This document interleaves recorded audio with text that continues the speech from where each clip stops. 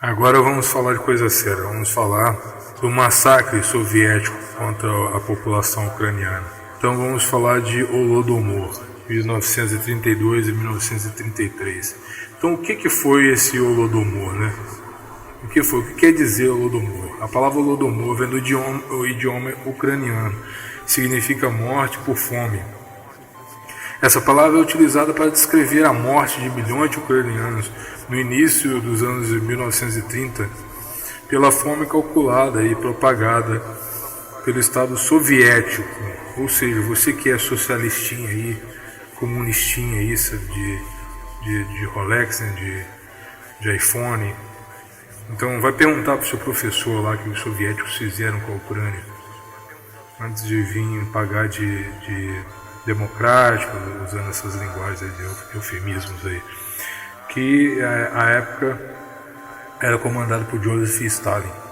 O Holodomor é considerado pelos ucranianos e por outras nações como um genocídio. Depois vem pagar aí falando de que o presidente é genocida e tudo, escondendo, tentando transferir para ele aquilo que vocês mesmos são, ou que vocês mesmos colaboram, coadunam e aprovam, né, alimentando ditaduras de esquerda e tudo. Um genocídio. Isso é a tentativa de eliminação radical de uma parcela expressiva de determinado povo. Não é por acaso que muitos historiadores comparam ao Holocausto contra os judeus, arquitetado pelos nazistas. Agora o contexto lá. Como ocorreu o Holodomor? Stalin ascendeu ao poder máximo da União Soviética no fim das décadas de 1920. Né? Uma das medidas mais imediatas que tomou dizia respeito à produção agrícola, tanto da Rússia quanto dos outros países vinculados à União Soviética. A Ucrânia era um desses países. Stalin passou a desenvolver um mecanismo de controle da população, da população também, mas da produção de cereais dos camponeses soviéticos. Para tanto, passou a exigir desses camponeses uma requisição compulsória de grande parte do que era produzido. Dessa forma, a atividade agrícola seria administrada pela burocracia estatal e não pelos proprietários das terras cultiváveis. Além disso, outra coisa também que eu vou tratar, né, eu quero abarcar todos os países que fizeram parte da antiga União Soviética. O pessoal faz uma crítica aos americanos, né, falando que eles influenciaram o Brasil, impuseram sua cultura, o inglês e tal, mas esqueceram de dizer que países, por exemplo, como a Finlândia, que não se rendeu, mas países como a Ucrânia, a Polônia, a Romênia, a Estônia, a Lituânia e tantos outros, né? Deixa eu ver qual que eu estou esquecendo, Lituânia, e tantos outros que o Bielorrússia, tem um monte de países assim que tiveram que se render, lógico, né, pela força, né, aos domínios do imperialismo soviético, e isso o professorzinho comunistinha não vai ensinar, né? Isso aí ele vai ter que ocultar, não. Colonos foram os europeus, o desgraçado foram os americanos, aplicando sua xenofobia até dentro das instituições de formação, né, das faculdades, das federais principalmente. Então, voltando aqui, requisição compulsória estatal, e não pelos proprietários das terras cultiváveis. Além disso, outra medida foi tomada, a desapropriação das terras cultiváveis que seriam coletivizadas, isto é, passariam também ao domínio do Estado soviético. Então, assim como eles tomaram essas nações aí, futuramente eu vou fazer um vídeo também só sobre a Finlândia, a guerra que eles falam da guerra de inverno, né? A Finlândia, acredito que mais algum outro país aí que tentou ser resistência, né? Mas a Finlândia, a proporção de terra da Finlândia e o seu contingente de exército e equipamento foram insuficientes, infelizmente, para conter o avanço soviético, e acabou que eles perderam parte dessas terras. Acho que expulsaram os soviéticos, né? E vai ter um segundo momento, né? na guerra de continuação que eles chamam, que depois eles, mas eu acho que no fim das contas eles ainda perderam parte do seu território, que já era pequeno naquela época, por causa do imperialismo soviético. Então, além disso, outra medida foi tomada, a desapropriação das terras cultiváveis que seriam coletivizadas, isto é, passariam também ao domínio do Estado soviético. Isso porque eles são muito colaborativos, bonzinhos, né? Ai, que amor. A Ucrânia, então, estava entre os principais produtores de cereais da União Soviética. Todavia, tradicionalmente, os ucranianos não se subordinavam aos russos e, de imediato, não obedeceram às determinações de Stalin. Como resposta à desobediência, sempre assim, né? Sempre as retaliações, mas diferente dos americanos, eles chegaram chutando a porta e derrubando e matando, fazendo aquilo tudo, né?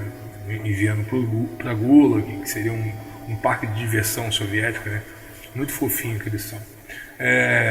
Desobediência da Ucrânia. Stalin ordenou que a requisição de alimento na Ucrânia fosse exemplar, isso é, seria estimada uma porcentagem de fornecimento dos alimentos muito maior do que nas outras regiões, ao mesmo tempo em que as exigências direcionadas aos camponeses eram feitas. A polícia soviética tratou de eliminar toda e qualquer liderança política e intelectual que pudesse despontar na Ucrânia e organizar uma possível revolta. Na maioria das vezes é isso que eles fazem. É por isso que o povo do PT é contra as armas, né, a favor do fim da polícia militar, para que não se tenha mais um controle, né? E é engraçado que é contraditório isso, né? Agora que eu estou pensando nisso, né? O fim da polícia militar, mas é porque eles não têm o exército, porque o pessoal fica perguntando aqui por que o socialismo foi implantado no Brasil, porque eles não têm, 3 forças eles não têm a família, por enquanto ainda não, mas estão próximos de ter. Ainda bem que fizeram o homeschooling, que vai aumentar as chances de a gente continuar mantendo algum embrião de família normal ainda, vamos dizer assim. O que não foi contaminado pelo marxismo. Eles não têm a igreja, né? Por enquanto ainda não, mas eles estão sempre se renovando. A primeira foi com a teologia da libertação, depois foi com a teologia integral, agora dizem que tem uma teologia da esperança. Eles vão multiplicando esse tipo de teologia e enviando um montão de militantes lá para dentro para contaminar o sistema por dentro, para perder essa força, né? Então, quando perder família, perder a igreja e principalmente perder o exército, que ainda é positivista, né? Então, eles vão ter que doutrinar esses novos jovens aí para quando eles entrarem no exército mudar. O dia que o exército perder, sair do positivismo e ficar ou neutro ou aderir principalmente concepções progressistas, aí acabou a nossa liberdade, já vai ser tomada mesmo ao pé da letra. Então eles mandavam seus, digamos, contra-revolucionários, né, geralmente para os gulags, ou eram mortos lá, como aconteceu lá na floresta lá de massacre de Katyn lá, tantos outros massacres. Depois eu também vou fazer foram vários massacres, eu anotei também numa folha lá assim, são mais de 20 de massacres que eu vou passar por um também, informando sobre isso. É importante saber. Isso aí não tem, isso a Globo não mostra. Ao mesmo tempo que as exigências direcionadas dos camponeses são feitas, a polícia soviética tratou de eliminar toda e qualquer liderança política, isso que eles fazem, matar os intelectuais, que pudessem despontar na Ucrânia e organizar uma possível revolta. Em 1929, começaram imposições de metas de fornecimento de cereais ao poder central soviético. A demanda era tão grande que os camponeses tinham que deixar de consumir a parte destinada à sua própria sobrevivência. Praticamente tudo que era produzido era confiscado pelo Estado. Quem resistia à imposição e era flagrado guardando alimento em casa era condenado aos trabalhos forçados nos campos de concentração, que todo mundo sabe, na Sibéria, Gulag, que não está aqui, mas todo mundo sabe disso. Isso também os professores de história não vão falar, né?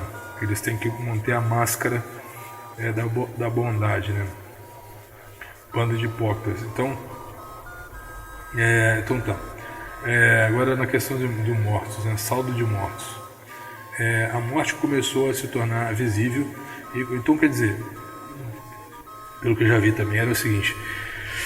Então tinha essa força militar aí deles aí que obrigava esses camponeses a contribuir com boa parte da produção e às vezes até com aquilo que eles mesmos consumiam, e chegou um ponto em que os camponeses eles não tinham mais a liberdade de fazer o cultivo de subsistência, né? Ou seja, essa exploração era para literalmente matar os ucranianos, fazer eles penarem por terem ousados a não obedecer aos mandos infelizmente a Ucrânia não teve a mesma força, não estava com o mesmo preparo da Finlândia de estabelecer uma resistência armada aí. Ela acabou sucumbindo aí, e aí as consequências disso foram essas mortes. A morte começou a se tornar visível cotidiano na Ucrânia a partir de 1930, mas o pior veio nos 3 anos seguintes. Consta que entre os anos de 1931 e 1933, o número de mortes era tão grande que os cadáveres acumulavam-se nas casas e eram facilmente encontrados nos campos e nas ruas. O historiador Thomas Woods descreve a situação desse contexto. Em 1933, Stalin estipulou uma nova meta de produção e coleta, a qual deveria ser executada por uma Ucrânia que estava agora à beira da mortandade e em massa por causa da fome, que havia começado em março daquele ano. Vou poupar o leitor das descrições, isso aqui é o autor, né? Vou poupar o leitor das descrições mais gráficas do que aconteceu a partir daqui, mas os cadáveres estavam por todos os lados, e a fome, o odor da morte pairava pesadamente sobre o ar. Casos de insanidade e até mesmo de canibalismo estão bem documentados. E aí tem aqui a fonte, né? Thomas Woods, A Fome na Ucrânia, né? Um dos maiores crimes do Estado foi esquecido. E aí tem o nome do instituto aqui de pesquisa aqui. Então é uma coisa bem real, as fotos estão na internet, é uma coisa que está documentada aí já. A internet está cheia de imagens sobre isso e tal. Acho que acredito que até para mostrar isso eu vou ter que maquiar a descrição lá dos documentos, né, das imagens aí, porque o YouTube pode tirar isso do ar. Mas eu faço questão de falar um pouco sobre isso. É só um esboço. Esse texto nem é meu, não tive tempo de fazer, mas de acordo com o que a gente vai sofrendo, a opressão dentro das próprias instituições de ensino, a gente tem que manifestar de alguma forma para poder colaborar de alguma forma para que isso não ocorra mais e tirar essa máscara que a esquerda tem de democrática e mostrar para os esquerdistas ou para quem se mete a defender regimes de esquerda quem eles realmente são. Vamos lá. Calcula-se que o número de mortos tenha sido de aproximadamente 5 milhões de pessoas. Mas ao se levar em conta os efeitos prolongados da política econômica stalinista e contando com os ucranianos que foram levados para o trabalho forçado e morreram por lá, o número pode ser superior a 14 milhões. Então, de 5 milhões para 14 milhões. Então, confere quem quiser, isso não é uma doutrinação, verifica quem quiser, vai checar os fatos para ver se está sendo dito besteira. O que não pode acontecer, e esse é o problema, isso daí ir por ficar debaixo dos panos, sabe? E a gente vai passar por outros massacres aqui, mas a desculpa maior da esquerda é que não, mas isso aí não tem nada a ver, e foi o Stalin, foi o stalinismo. Não foi o stalinismo não, então vai procurar outros movimentos também, outros massacres também. Então, quer dizer, a alta cúpula lá, os altos teóricos lá, então, a pessoa que se diz branda aí, um esquerdista brando, que um esquerdista democrático, né, que não é um militante nem nada, eles estão achando que se a esquerda tomar o poder, eles vão ser o poder. Assim. Mal sabem que eles serão facilmente sufocados ou mortos até também, ou se não justiçados, ou se não mandados por algum tipo de campo, assim como teve lá da UFAZ também sobre o MAP cubano, né? Que eu descobri há pouco tempo. E aí a gente vai descobrindo, à medida que a gente vai estudando mais, tendo mais conhecimento, a gente vai desmascarando literalmente a sinistra. Um grande abraço, é isso que eu queria mostrar, acho que eu não vou fazer. Vou editar não, vou socar o áudio na íntegra mesmo. Grande abraço.